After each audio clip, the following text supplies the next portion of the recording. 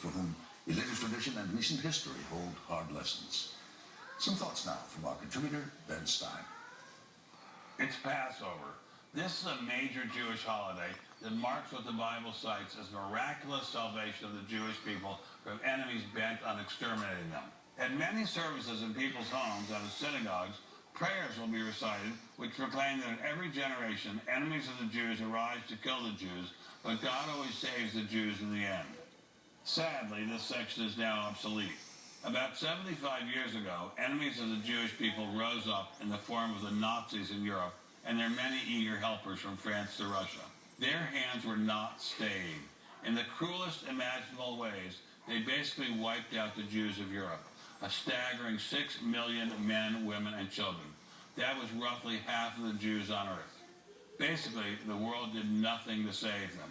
So the Jews of this world know, as only a few other groups can know, that the absolute worst can happen. They also know that the mere words of the world mean very little in terms of actual salvation, except perhaps for the word of the United States of America, the only nation that has ever stood up for Jews in a meaningful way since World War II, or maybe ever. Now Israel is threatened with another Holocaust as Iran races towards building a nuclear bomb and missiles to deliver it to Israel. The mullahs and other men who rule Iran have explicitly promised to wipe Israel off the map.